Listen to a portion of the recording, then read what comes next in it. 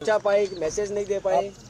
ये लगता है कि जो स्कीमें शानदार थी हमारी, कानून में ऐतिहासिक बनाए, पूरे देश में चर्चा उसकी है। स्कीमें ऐसी बनाई जो पूरे देश में चर्चा हो रही है।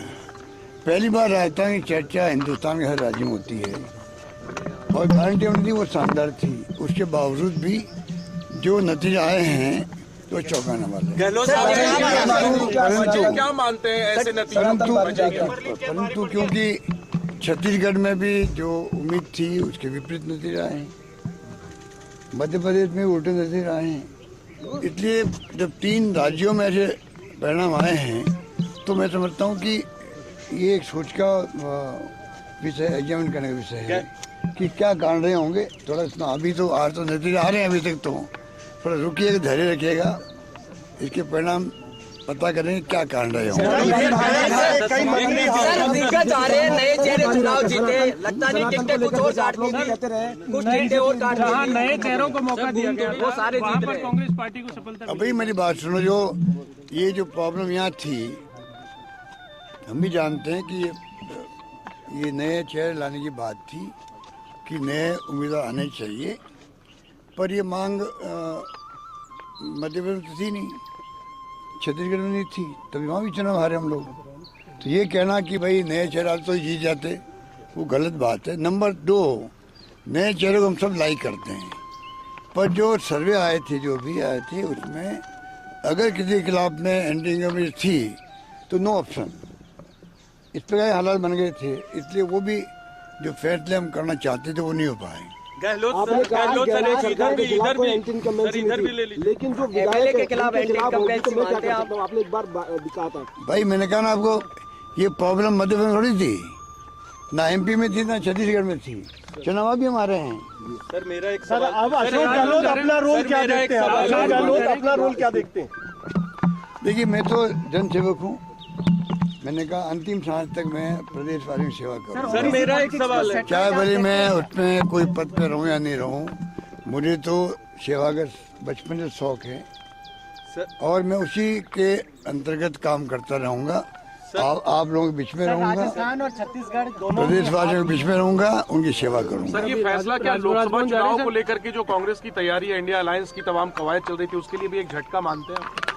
देखिए, इन बातों का फर्क तो पड़ता ही है, पर मैं समझता हूँ जैसे खड़गे साहब ने कहा है, क्योंकि चुनाव में खड़गे साहब ने, राहुल गांधी जी ने, प्रियंका जी ने कोई कमी नहीं रखी, सबने, हमारे नेतृत्व ने जम के कैंपेन किया यहाँ पर और हमारी स्कीम इतनी शानदार थी, हमें उम्मीद थी कि स्कीमों के आधार पर आगे जो वादे करें उनके आधार पर और कानून ऐसे ऐसे पास किए उसके आधार पर सरकार हमारी बनेगी, नहीं बन पाई।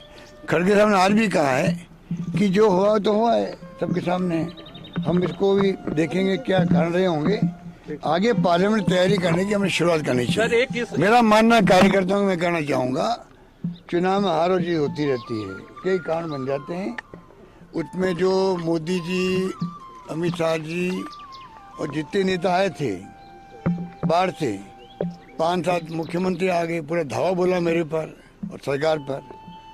उनका टारगेट था क्योंकि सरकार गिरा नहीं पाए थे वो। मुझे उम्मीद थी कि जनता बदला लेगी उनसे कि आप लोग लोकतंत्र की हत्या कर रहे थे, सरकार गिराने का काम कर रहे थे, हॉस्टिंग कर रहे थे, जैसे आपने मध्य प्रदेश, कर्नाटक, महाराष्ट्र में करी। तो मैंने कहा जनता बदला लेगी, हो सकता है कि जनता वो बात समझ नहीं पाई होगी। सर जो सचिन पायलट के और इसलिए मैंने जो उम्मीद की थी कि जनता बदला लेगी इन लोगों से जो लोकतंत्र हत्यारे हैं, उल्टा हो गया। जो भाषा बोल के वो गए हैं वो भड़काने वाली भाषा थी, तनाव पैदा करने वाली भाषा थी, दंगे करवाने वाली भाषा थी, बार बार कन्हैया लाल का नाम लेना, बार बार जो 370 और 3 तलाक की बात करना, मतलब उनके कोई मुद्दा था ही नहीं। जो वो राजस्थान में हम क्या काम किए हमें उसकी आलोचना करते, वो उसकी कमियाँ बताते, खामियाँ बताते, हमें खुशी होती, बहस उस पर होती, होना वही चाहिए था। चुनाव विधानसभा के हैं, सभी लोग आए भड़का के गए। अब हो सकता है हिंदू और मुस्लिम और जो धर्म की बात ये लोग करते हैं वो भी एक कारण हो सकता है, क्योंकि जो ध्रुवीकरण हुआ है, लगता है कि मध्य प्रदेश में, छत्तीसगढ़ जैसे राज्य में जहाँ की एक तरफा जीत थी, मध्य प्रदेश में जनता इलेक्शन लड़ रही थी बीजेपी के खिलाफ में, ये माहौल था। आज से 4 महीने पहले, 3 महीने पहले, और राजस्थान के अंदर शानदार माहौल था। कल रात तक उम्मीद थी सरकार हमारी बनेगी, तब भी मैंने कहा परसों नहीं बनेगी तो हम विद ह्यूमिलिटी स्वीकार करेंगे मैंडेट। सर, जो सचिन पायलट के साथ, जो सचिन पायलट और आपके बीच में जो तनाव था, उसका भी असर पड़ा क्या?